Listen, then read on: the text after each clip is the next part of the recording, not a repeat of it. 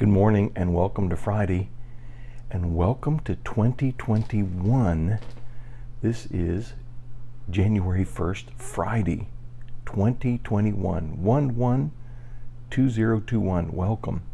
And welcome to an ongoing series of, actually we're culminating, wrapping it up this week before we head probably back into the book of Hosea and finish it out. But we're going verse by verse through the two birth narratives, or actually not the two birth narratives. We went through the birth narrative of John the Baptist, and now we're walking through after Jesus is weaned. He is visited by the wise men in Bethlehem, and then they escape into Egypt from the time he's 2 until probably kindergarten age. So they spend 2 or 3 years in the Jewish community in one of the cities, probably Alexandria. In Egypt, there were several pockets of Jewish settlers that had been there since they had been taken away to Babylon. They had actually spent hundreds of years, some of them, in Egypt, and they did not go back to live in the land of Israel, although it's very probable and possible that they went back for certain of the feasts, just like others came in from other parts of the Roman Empire. Something that's helpful is to remember that the Roman Empire was controlling this whole area, North Africa, over through Egypt, right up across Palestine or Judea or Israel, and right up the Jordan River Valley and up into modern-day Syria, Iran, Iraq, over through Turkey, which was then called Asia Minor, all the way to Italy, up into what is now Great Britain and Europe, all of that area. Portugal, Spain, the Rock of Gibraltar, all of this. So around the Mediterranean Sea was all under Pax Romana, Roman peace. And it was by an iron fist and had been prefigured by Daniel in the book of Daniel. So this should not have caught Israel by surprise. And so Jesus has been in Egypt, another area of the Roman Empire, for a couple years until this event happens. Just as Joseph received a dream to leave, to escape, Joseph, while in Egypt, receives a dream and says it's time to come back, that those that sought his life were dead. So let's jump in the book of Matthew chapter 2. I think it's 20 through 22. 20 through 22. We're looking at after the big event, a faith challenge. And then I managed to throw myself right out of the picture. So, there we go. Now I can fade in. Welcome back to me. I know you experienced a relief there for a short few seconds, but here I am, I'm back. We're looking at after the big event, a faith challenge. That's where we continue and elongate our faith out into faithfulness and continuing through other challenges that arise. The just shall walk by faith. It is a faith walk. It is a series of battles. It is something that is on the incline. In fact, think of it as spiraling upward. Spiraling upward. I don't know if you can see that, but it's spiraling upward, continuing. And the path of the just shineth more and more into that perfect day. We have this idea that we are pressing and pushing against obstacles, standing and walking by faith and finding victory.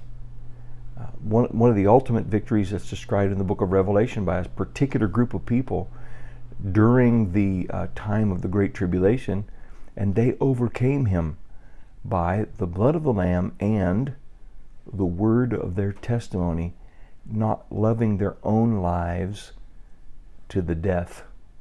And this ends up having the effect of dethroning or getting cast down the enemy, our greatest enemy.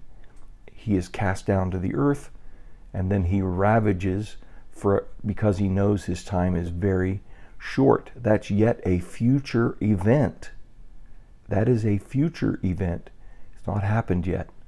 And so it's important to keep those things in perspective.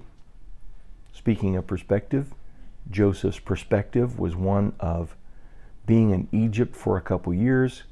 They were in exile and had been fleeing from the wrath of King Herod. But once they got out of the area of Israel and to another part of the Roman Empire, there was another person who was in charge, and very often these people were at odds with one another. If it wasn't for the Roman peace, there would be some form of war going on between Israel and Egypt.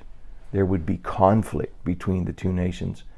But under the Roman peace, Pax Romana, they were trying to mind their own business, and they were so busy being taxed and afraid of Rome that they didn't have much time to mess with one another. So in that kind of scenario, the family of Joseph, Mary, and Jesus are safe in Egypt. And then it's out of Egypt that God calls his son, according to the 11th chapter of the book of Hosea. So with that set up, we'll go to this verse. We want to cover this today on a New Year's Day.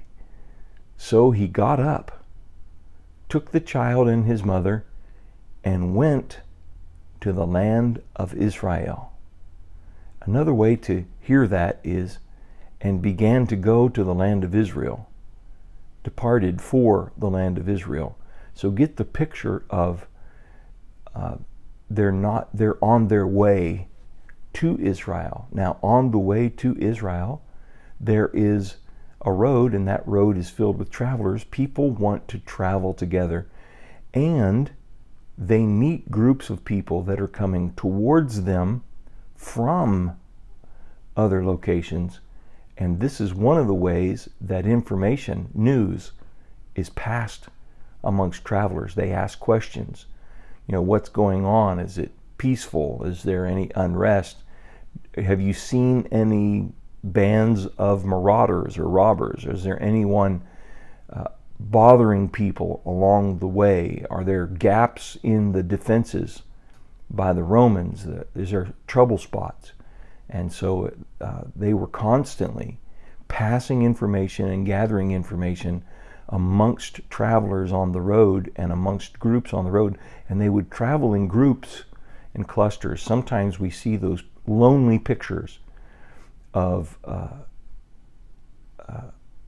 a small, well, usually it's an infant, and it shouldn't be, but it is Mary with toddler Jesus and Joseph heading towards Egypt all by themselves, with maybe Mary riding a donkey. And they're always depicted in the desert all by themselves. And there's just no way that that's how it happened. They were in groups of people, and typically there were people who had weapons, at least a small sword, a broadsword, a knife, something.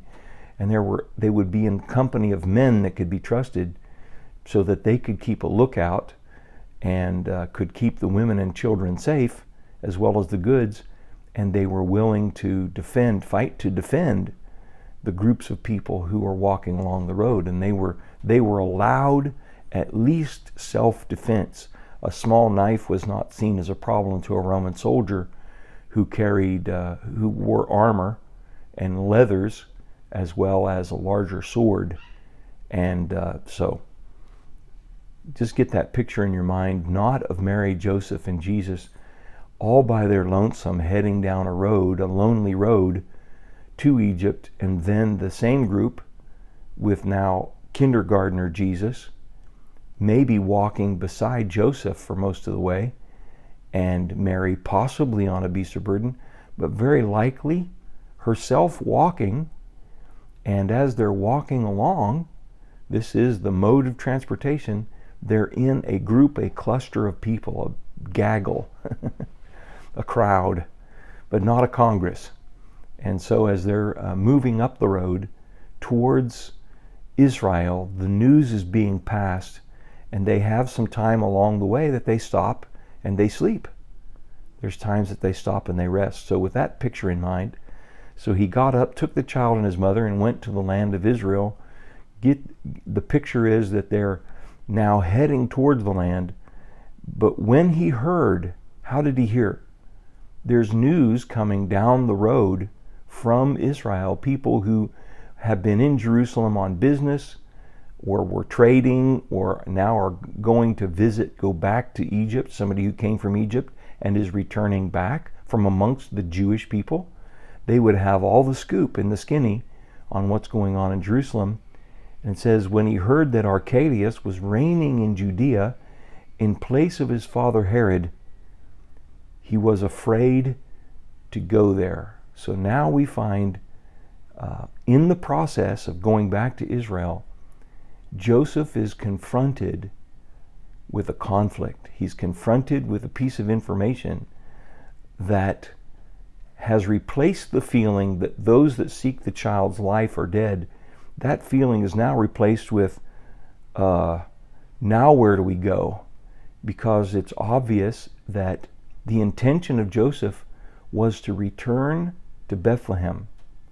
So just as a little bit of trivia perhaps, we know that Mary was met in Nazareth.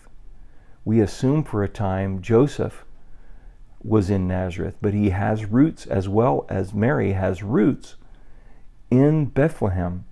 And it appears that they were wanting to live in Bethlehem, to actually put roots down in Bethlehem, get back to the family roots. Perhaps there was a family house there that one of them would be standing to inherit, something like that. And their plans were interrupted to go to Egypt. Now they're not coming back to go to Nazareth. They're coming back to live in Judea, probably in Bethlehem, Bethlehem Ephrath of Judea. And so they're going to return to the place that they left. This is their intention. This is the course they're setting. So that is interrupted with a sense of a fear, because Archelaus is reigning in Judea.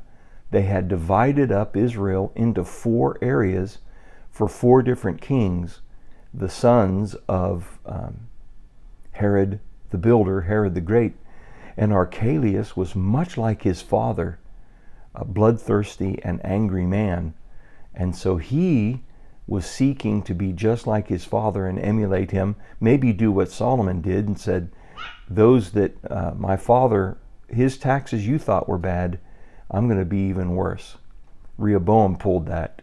And so Archelaus is reigning in Judea in place of his father Herod. And so now we are confronted with this. There is a fear that Joseph is experiencing, because now he's faced with Herod Jr. in Judea, and that's going to bring him to a predicament. So what can we take away from that? We often expect that we will pray one prayer, have one great answer, and then everything will smooth out, and we'll never have to petition heaven again. But that's not how it goes. We are confronted, even under the guidance of the Holy Spirit, even by spiritual dreams, into moving into certain directions. And when we get there, if we're expecting it to be perfect, we have a problem. Houston, we have a problem. We need to understand that there are human beings and there are plans and strategies of the enemies, but don't be afraid of that. Realize there's going to be challenges all along the way, and it's not a one-off, we pray and we're done. But it's we move into a place of faithfulness where we extend faith to grace, and we move through times and periods of where we don't understand and we don't know, and we struggle, and yet all along the process, God is in an ongoing revelation. So as we move into 2021, we can think about that, going, following Him, trusting Him, even receiving visions and dreams and indications. But that's good for one day. There's another day that still is ahead of us.